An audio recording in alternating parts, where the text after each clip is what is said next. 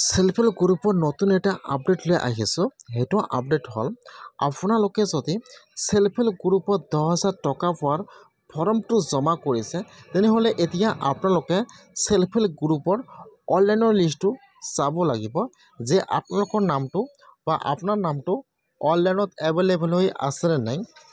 এতিয়া কেনেকৈ আপোনালোকে সেলফ হেল্প গ্ৰুপৰ লিষ্টটো চেক কৰিব আৰু আপোনালোকে আপোনাৰ নামটো চেক কৰিব যে আপোনাৰ নামটো অনলাইনত এভেইলেবল হৈ আছেনে নাই। মই আজি এইটো ভিডিঅ'ত আপোনালোকক সম্পূৰ্ণ প্ৰচেছ ষ্টেপ বাই ষ্টেপ দেখুৱাই দি আছোঁ। কেনেকৈ আপোনালোকে সেলফ হেল্প গ্ৰুপৰ এভেইলেবল লিষ্টটো চেক কৰিব চাই লওক। এতিয়া আপোনালোকে ফাৰ্ষ্ট আপোনাৰ মোবাইলৰ যিকোনো এটা ব্ৰাউজাৰ অপেন কৰি ল'ব, সেলফ হেল্প গ্ৰুপ লিখি চাৰ্চ কৰি দিব। তাৰপিছত আপোনালোকে এতিয়া অলপমান তলত আহি যাব। তো ইয়াত চাব, ইয়াত কিন্তু বহুতো অপশ্যনৰ লিংক আহি যাব। ইয়াত চাব দিয়া আছে SHG কেটাগৰী উইষ্ট। এতিয়া আপোনালোকে সেইটো অপশ্যনৰ ওপৰত ক্লিক কৰিব। মই কিন্তু আপোনাৰ সুবিধাৰ কাৰণে অপশ্যনৰ লিংকটো মোৰ ডিছক্ৰিপশ্যনত দি দিছোঁ। আপোনালোকে ডাইৰেক্ট ক্লিক কৰি এইটো অপশ্যনত আহিব পাৰিব। আপোনালোকে ফাৰ্ষ্ট এইটো অপশ্যনত আহি যাব। হোৱাৰ পিছত ইয়াত চাব ফাৰ্ষ্ট দিয়া আছে ষ্টেট নাম। এতিয়া আপোনালোকে ইয়াত চাই ল'ব যে ইয়াত আপোনাৰ ষ্টেট নাম কোনটো হয়। ইয়াত যিটো আপোনাৰ ষ্টেট নাম হয়, আপোনালোকে ইয়াত চাই ল'ব যে ইয়াত আপোনাৰ ষ্টেট নাম কোনটো হয়। ইয়াত যিটো আপোনাৰ ষ্টেট নাম হয়, এতিয়া আপোনালোকে আপোনাৰ ষ্টেট নামৰ ওপৰত ক্লিক কৰিব। তাৰপিছত ইয়াত আহি যাব আপোনাৰ ডিষ্ট্ৰিক্টৰ নাম।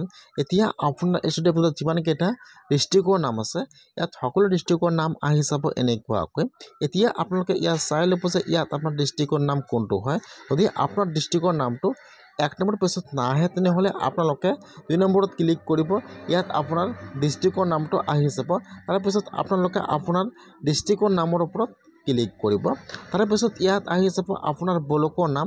এতিয়া আপোনালোকে ইয়াত চাই ল'ব যে ইয়াত আপোনাৰ ব্লকৰ নাম কোনটো হয়। ইয়াত যিটো আপোনাৰ ব্লকৰ নাম হয়, এতিয়া আপোনালোকে আপোনাৰ ব্লকৰ নামৰ ওপৰত ক্লিক কৰিব। যেতিয়া আপোনালোকে আপোনাৰ ব্লকৰ নামৰ ওপৰত ক্লিক কৰিব, তাৰপিছত কিন্তু ইয়াত আহি যাব আপোনাৰ পঞ্চায়তৰ নাম।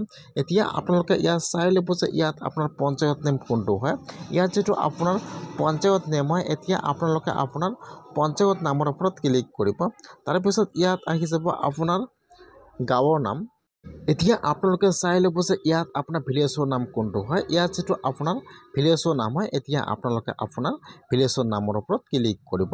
তাৰপিছত এতিয়া আপোনাৰ গাঁৱৰ ভিতৰত যিমানকেইটা সেলফ হেল্প গ্ৰুপৰ নাম আছে, ইয়াত সকলো গ্ৰুপৰ নাম আহি যাব এনেকুৱাকৈ।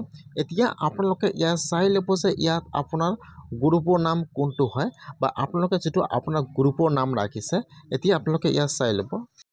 এতিয়া ইয়াত যিটো আপোনাৰ গ্ৰুপৰ নাম হয়, এতিয়া আপোনালোকে আপোনাৰ গ্ৰুপৰ নামৰ ওপৰত ক্লিক কৰিব।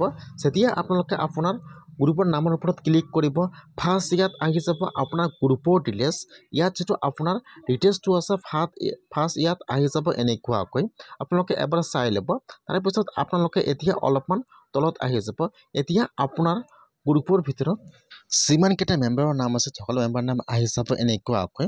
এতিয়া আপোনালোকে ইয়াত চাই ল'ব যে ইয়াত আপোনাৰ নামটো আছেনে নাই, আৰু এইফালে চাব দিয়া আছে এভেইলেবল। আপোনালোকৰ যদি এইটো লিষ্টত নাম থাকে আৰু ইয়াত থাকে এভেইলেবল, তেনেহ'লে কিন্তু আপোনালোকে 10,000 টকাটো লাভ কৰিব পাৰে।